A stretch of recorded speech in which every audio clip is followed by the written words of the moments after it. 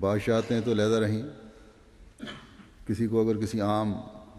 Member parliament کے رشتہ دار سے بھی تعلق پیدا ہو جائے تو وہ دوسروں کو حقیر سمجھنے لگ جاتا ہے، اور خاص طور پر جو غریب ملک جو ہیں، ترقی پذیر ملک جو ہیں کہلاتے، ترقی پذیری تو ابھی تک ان میں نہیں آئی لیکن بہرحال کہلاتے ہیں، ان ملکوں میں تو یہ بیماری عام ہے، اور پاکستان میں تو اس کی انتہا ہوئی ہے۔ اس تعلق کی بنا پر جو ان کا بعض افسروں سے ہوتا ہے، انتظامیہ سے بھی ظلم کروائے جاتے ہیں، لیکن ظلم کرنے والے یہ نہیں سوچتے کہ اصل حکومت خدا تعالیٰ کی ہے، اور جب خدا تعالیٰ کی تقدیر اپنے فیصلے کرنا شروع کرتی ہے تو پھر بڑے بڑے فرعونوں کو بھی ذلت و رسوائی کا سامنا کرنا پڑتا ہے۔ بس صرف خدا کا نام لینے سے خدا کا خوف اور ایمان دل میں قائم نہیں ہو جاتا۔ خدا کا خوف رکھنے والا وہی کہلاتا ہے جو طاقت ہوتے ہوئے بھی خدا کا خوف رکھے اور انصاف کے تمام تقاضے پورے کرے، ورنہ یہ سب منہ کی باتیں ہیں کہ ہمیں خدا تعالیٰ کا خوف ہے۔ بعض لوگ جو خدا کا نام لے کر پھر مظالم کی انتہا کرتے ہیں، انہیں تو خدا تعالیٰ کی طاقتوں پر ایمان ہی نہیں ہوتا، صرف رسماً معاشرے کے اثر کی وجہ سے خدا کا نام لیتے ہیں۔ ایسے لوگ ان گھروں میں رہنے والے ہیں جو عنکبوت کا گھر ہے، جو مکڑی کا جالا ہے،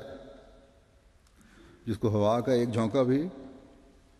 اڑا کر لے جاتا ہے۔ ان لوگوں کو اصل یقین اپنی دولت، اپنے تعلقات، اپنی طاقت، اپنی پارٹی، اپنے جتھے، اپنی بڑی حکومتوں سے تعلقات پر ہوتا ہے، اور نہیں جانتے کہ بڑی طاقتیں بھی اپنے مفاد پورے ہونے پر طوطا چشمی کا مظاہرہ کرتی ہیں، اور وفا کرنے والی صرف اور صرف خدا تعالیٰ کی ذات ہے۔ بس مسلمانوں کو خاص طور پر بار بار اللہ تعالیٰ نے اس بات کی طرف توجہ دلائی ہے کہ اللہ کا تقوی اختیار کرو، اپنے دل میں اللہ تعالیٰ کا حقیقی خوف پیدا کرو، اللہ تعالیٰ کو اپنی ڈھال بناؤ، ہمیشہ یاد رکھو کہ قائم رہنے والی اور سب طاقتوں کی مالک صرف اور صرف خدا تعالیٰ کی ذات ہے، اس لیے اسے ہی اپنے بچاؤ کا ذریعہ سمجھو۔ اسباب سے کام لینا، تعلقات قائم کرنا، تعلقات سے فائدہ اٹھانا بے شک جائز بھی ہے، ضروری بھی ہے،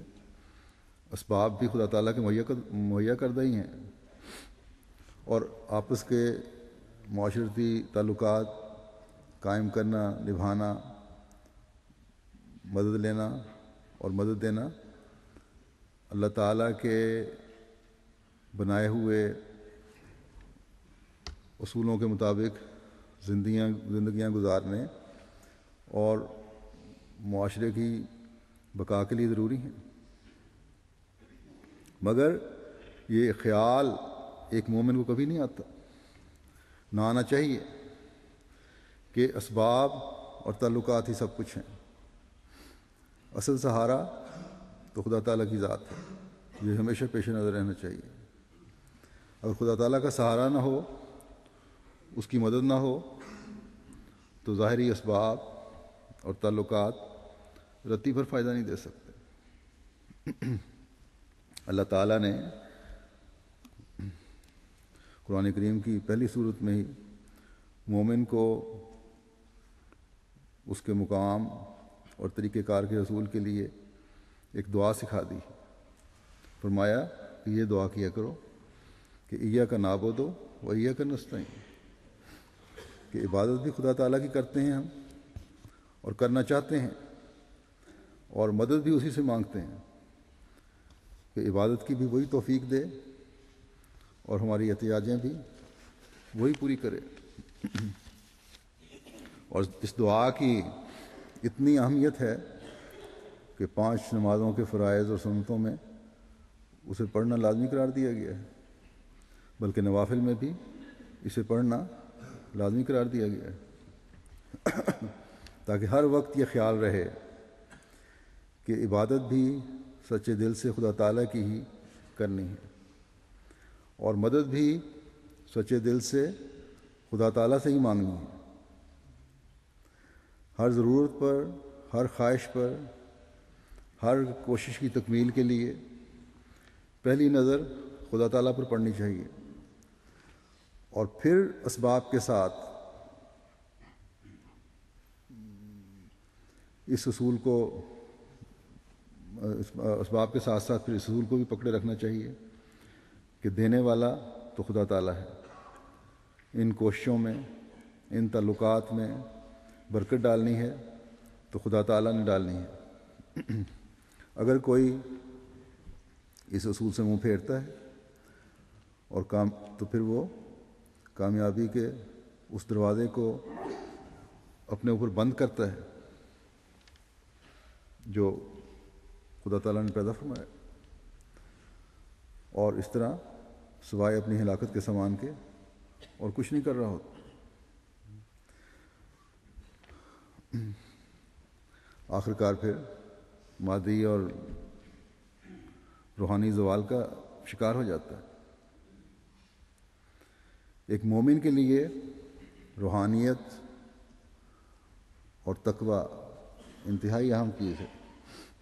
اللہ تعالیٰ نے مکڑی کے گھر کی مثال دے کر یہ بھی واضح فرما دیا کہ منہ سے مذہب کا اقرار کر لینا کافی نہیں ہے، مذہب کا لیبل لگا لینا اور اس کا لبادہ اوڑھ لینا کافی نہیں ہے۔ اس سے انسان اپنی نجات کے سامان نہیں کر لیتا، بلکہ نجات اللہ تعالیٰ کے فضل اور اس کی تعلیم پر عمل کرنے سے، اس روح کو پیدا کرنے سے ہے جس کے لیے اللہ تعالیٰ نے مذہب بھیجا ہے۔ اور مذہب کا بنیادی سبق یہ ہے کہ خدا تعالیٰ سے تعلق پیدا کیا جائے، اور جب مقصد یہی ہے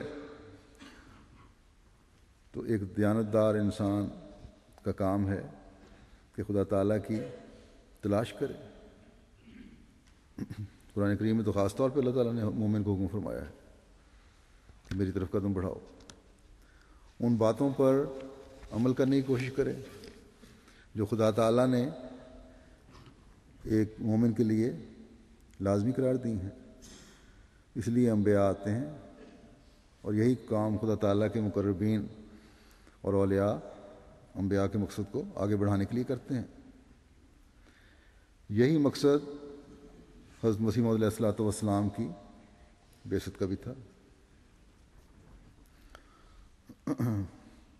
اور ہے۔ حضرت مسیح موعود علیہ السلام فرماتے ہیں، خدا نے مجھے دنیا میں اس لیے بھیجا کہ تا میں حلم اور خلق اور نرمی سے گمگشتہ لوگوں کو خدا اور اس کی پاک ہدایتوں کی طرف کھینچوں، اور وہ نور جو مجھے دیا گیا ہے اس کی روشنی سے لوگوں کو راہ راست پر چلاؤں۔ پھر آپ فرماتے ہیں، میں اس لیے بھیجا گیا ہوں کہ تا ایمانوں کو قوی کروں اور خدا تعالیٰ کا وجود لوگوں پر ثابت کر کے دکھلاؤں، کیونکہ ہر ایک قوم کی ایمانی حالتیں نہایت کمزور ہو گئی ہیں اور عالم آخرت صرف ایک افسانہ سمجھا جاتا ہے، اور ہر ایک انسان